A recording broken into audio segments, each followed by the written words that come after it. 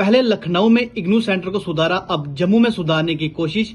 आज हमारे साथ मौजूद है जम्मू इग्नू रीजनल सेंटर के डायरेक्टर, जिन्होंने कुछ ही दिन पहले अपना पदभार संभाला है। सीधी इनसे जानकारी लेंगे कि क्या बदलाव ये आने वाले समय में जम्मू रीजनल इग्नू सेंटर में लेने को आ रहे हैं। सर, आपका स्वागत है। सर, सबसे पहले आप हमें यह बताएं कि कौन कौन से बदलाव आने वाले समय में अभी हमें जम्मू के इग्नू सेंटर में देखने को मिलेंगे। नमस्कार, मैं doctor Jayaprakash Verma, regional director IGNOU regional centre Jammu. Basically अभी 21 को ही हमने रीजनल सेंटर जम्मू ज्वाइन किया एज ए रीजनल डायरेक्टर। और अभी जो सबसे बड़ा चैलेंज है हमारे पास एग्जामिनेशन का है, क्योंकि 1 दिसंबर से परीक्षाएं शुरू हो रही हैं और हमारी प्रायोरिटी है कि जो परीक्षाएं हो वो फेयर हो, स्मूथ कंडक्शन हो, कहीं किसी भी तरह की कोई प्रॉब्लम्स ना है। और इस दिशा में हमने प्रयास कर रहे हैं हम लोग। और करीब हमारे रीजनल सेंटर में करीब 30 वो एग्जामिनेशन सेंटर बनाए गए हैं और हम लगातार वहां के सेंटर सुपरिंटेंडेंट से कांटेक्ट में हैं और हम लोग मीटिंग भी कर रहे हैं कि कहीं भी कोई जो दिक्कत हो, खासकर एग्जाम से रिलेटेड, वो हम लोग डिस्कस करके सॉल्व कर लें।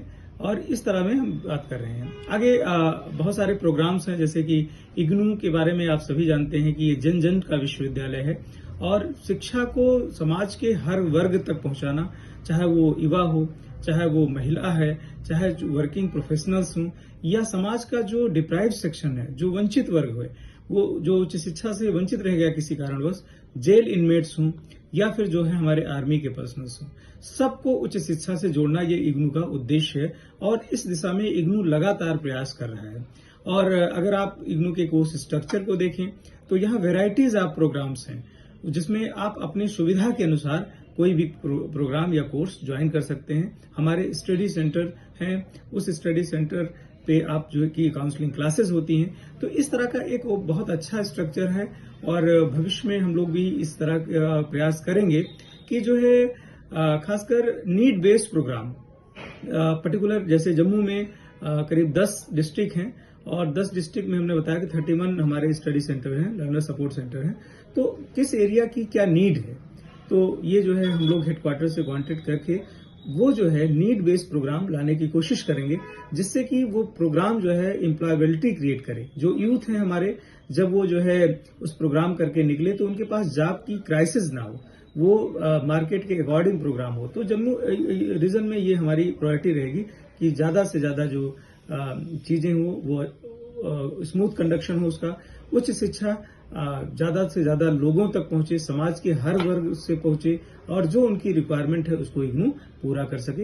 ये हम सबका एक सम्मिलित प्रयास होगा। सर, एक महत्वपूर्ण सवाल आपसे जानना चाहेंगे कि जिस तरह से बच्चे जब यहाँ पर पहुंचते तो उन्हें कहीं ना कहीं वो भूल जाते हैं कि हमें इग्नू सेंटर जाना, फिर कॉमर्स कॉलेज, तो कब तक आप ही के कार्यकाल में हो सकता है कि यहाँ से बिल्डिंग शिफ्ट करके एक नई बिल्डिंग जम्मू के लोगों को देखने को मिल सकती है इग्नू की? देखिए, एज ए रीजनल डायरेक्टर मैंने अभी बताया कि 21 को ज्वाइन किया और मुझे जैसा कि पता चला कि यहाँ पे हमारी एक नई बिल्डिंग वो लगभग बन चुकी है और आने वाले समय में जब हम वहाँ शिफ्ट कर जाएंगे तो और अच्छा रहेगा, हमारे पास और अच्छा स्पेस हो जाएगा। लेकिन मैं स्टूडेंट्स से ये कहना चाहूंगा कि आपको रीजनल सेंटर आने की जरूरत नहीं है। आपका एडमिशन जहाँ पे हुआ है, आपका जो लर्नर सपोर्ट सेंटर है, जो स्टडी सेंटर है, वहीं पे आपकी सारी चीजों का समाधान किया जाएगा और वहीं पे होता भी है। तो आप अपने स्टडी सेंटर के कांटेक्ट में रहिए, वहाँ के कोऑर्डिनेटर, असिस्टेंट कोऑर्डिनेटर से कांटेक्ट में रहिए। तो उस तरह की चीजें करके कि बच्चे की भाग दौड़ खत्म हो जाए और वो सीधे अपने स्टडी सेंटर से सारी समस्याओं का समाधान वो वहाँ पे कर सके। तो ये हमारा प्रयास रहेगा कि इस तरह की चीजें हों। और हमेशा ये प्रयास इग्नू का रहा है शुरू से, कि जब से इसकी शुरुआत हुई कि लर्नर्स तक, जो भी समाज का हर वर्ग है, उस तक उच्च शिक्षा को पहुंचाया जाए। अगर कोई भी लर्नर, अगर स्टूडेंट्स यहाँ पर पहुंचता है, कॉमर्स कॉलेज जो इग्नू सेंटर स्टडी सेंटर बनाया गया है, यहाँ पर जो बच्चों का समय रहेगा सुबह से लेकर शाम तक, आप बता सकते हैं कि वो समय कौन सा निर्धारित किया गया है इंक्वायरी के लिए? अभी जो बेसिकली बहुत कम रेयर चीजें आती हैं, कोशिश हम ये करते हैं कि वैसे हमारा ऑफिस ओपन ही रहता है 6 बजे तक, तो कोई भी बच्चा कभी भी आ जाता है। लेकिन जनरली हम यहाँ से 1 बजे से लेके और 3-4 बजे तक बच्चों को अलाउ करते हैं कि वो आ सकते हैं। लेकिन ऑफिस ओपन रहता है, कभी भी कोई आता है, अगर कोई स्पेशल बात है तो फिर वो कांटेक्ट कर सकता है।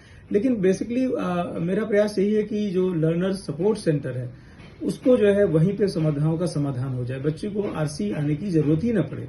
तो वही उसका एडमिशन सेंटर है, वही उसका समाधान हो जाएगा, तो चीजें और बेहतर वे में होगी।